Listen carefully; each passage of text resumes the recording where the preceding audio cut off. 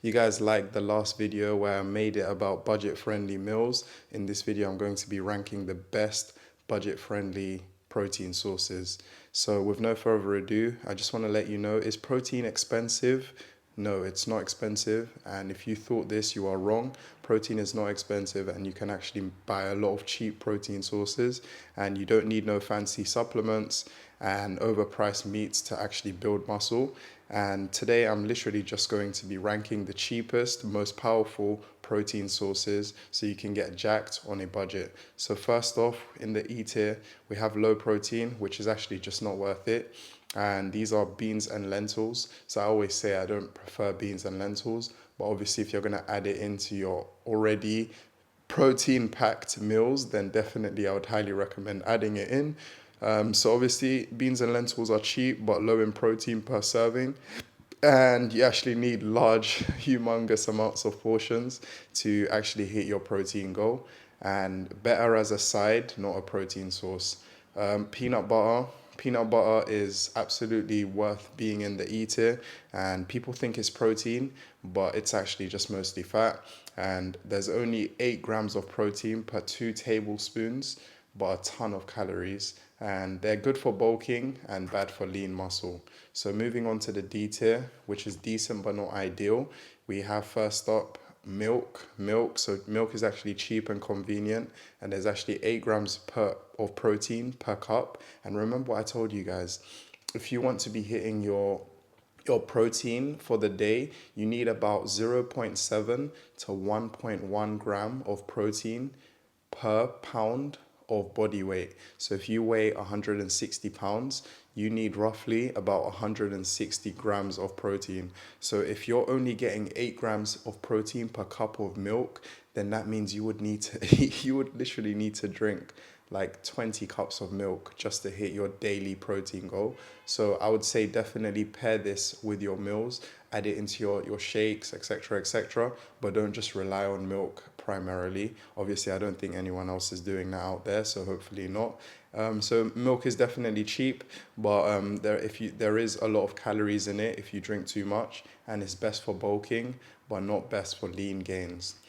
Next, we have canned tuna, which is actually high protein and also cheap, but you can't actually eat too much due to mercury concerns. So there's a lot of mercury inside canned tuna, and this is because it's inside a canned, it's literally canned, so mercury is actually not good for you. And at the end of the day, you don't want to be eating canned tuna as your primary protein source. It's actually better as an occasional protein boost. Moving on to the C tier, which is actually solid options, but not the best. We actually have first up ground beef, and this is just essentially minced beef with 20% fat. And it's good protein, but the only problem is that it is fatty and it's not the leanest option. Better for bulking than cutting, and it's usually best to opt for leaner cuts if possible. And next we have Greek yogurt, which is actually 20 grams of protein per cup. Also gives gut health benefits such as probiotics, and your gut health is very important. And it's usually best used as a snack or post-workout meal. Also, Greek yogurt is relatively cheap, so I would definitely highly recommend you to add Greek yogurt, but it's not like the best and cheapest protein source, especially for you people that are like trying to max out on your protein, but also trying to stay lean so your muscles can show and your veins and you look good and you don't just look stuffy. So definitely highly recommend you to take Greek yogurt. I would make my Greek yogurt with like berries, add some honey, and that would just be like an amazing, like literally just an amazing dessert. Or if you just want to add that into your meals, maybe as a snack during the day, definitely Greek yogurt is a definitely high protein source. Not essentially high, but it's very good as a secondary protein source. In the B tier now, very good and very cheap.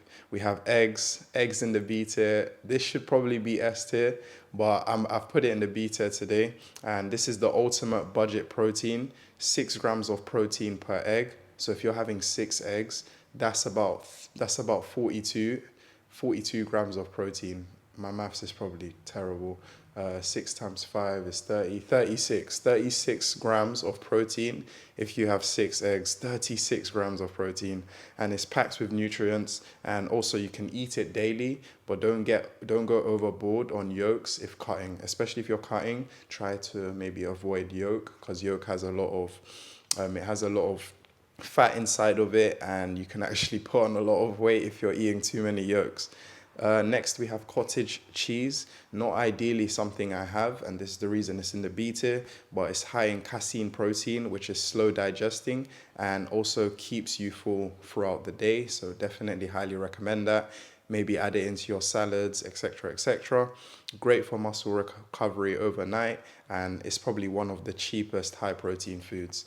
So moving on to the A tier, this is actually the elite budget protein source, and the first one is chicken thighs, and it's cheaper than chicken breast but still high in protein, juicier, tastier, and full of muscle building nutrition. So definitely highly recommend chicken thighs, and also it's easily meal preppable. So for you people that are trying to like save time, I would highly recommend you to get chicken thighs. And also next in my list in the A tier is canned sardines. So sardines are actually better than tuna in terms of protein. It's also cheap. There's more nutrients than tuna and lower mercury risk. And also, so when I said, actually, what is like, I genuinely don't know what mercury is.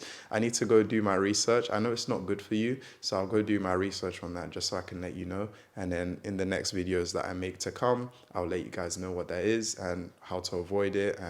But anyway, canned sardines have less mercury, and also they are packed with protein and healthy omega-3s, which is absolutely important for your skin health, your brain health, your heart health. Omega-3s are so amazing, and they help literally almost every single part of your body. So I would definitely be making sure that you get your omega-3 daily. And it's so cheap, and you could just stack it on your shelf and have just endless amounts of it, and just pair it with other things in your diet, maybe just sardines and vegetables, or sardine and you could just literally eat sardine with anything these days. So definitely highly recommend you to have sardines. In the S tier now, finally, the absolute best budget protein sources. Firstly, we have chicken breast. Chicken breast is the GOAT of budget protein, and it has lean, high protein, and also it's super versatile. So you can put chicken breast in anything. You can have it with salad, rice, potatoes. You can literally have it with anything, and that's why I highly recommend for you to take chicken breast. You know what I'm gonna do? I'm gonna say definitely, if you're buying chicken breast, just buy bulk and just meal prep to save even more money. When you buy stuff in bulk, you just save so much more money. What I'm gonna do now is I'm gonna say right now that the complete protein when combined is eggs and rice. Eggs and rice combined together is such a beautiful combo, and this is the reason why eggs and rice. I would take rice aside, especially if you're trying to like reduce your carb intake. I'll take rice aside and just, you know what, scrap putting eggs in the B tier. Eggs will be in the S tier, S plus tier. Eggs should be in its own category because it's literally the best protein source. And eggs are insanely cheap, easy to make, and also they fill you up as well. Usually when I have like 6 eggs, I'm like stuffed. I can still go gym, but like I can feel it weighing on me. So definitely eggs are amazing, and they're so clean, and they just give you all the protein that you need in the morning to amp up your protein amounts in earlier on in the day. And also they're the perfect meal for bulking or cutting, because obviously the yolk actually helps you to bulk, and you can still have the yolk even whilst you're cutting. You just probably need to like stay away from certain calories throughout the day. So definitely eggs in the S tier. And finally, whey protein. So I'm someone that doesn't actually recommend protein powder, but whey protein is actually the cheapest gram for gram. It's like in terms of like price wise, and then also in terms of the value it gives you, definitely it's worth being in the S tier. I would personally maybe stay away from protein powder if you're not someone that's already like hitting your limits for like the amount of protein that you need every single day. But for gram, protein source is usually best bought in like massive big bags to save even more money. And I would say definitely one of the cheapest and most effective protein sources. It's also convenient and fast digesting, so it literally digests into your body almost instantly because it's a powder.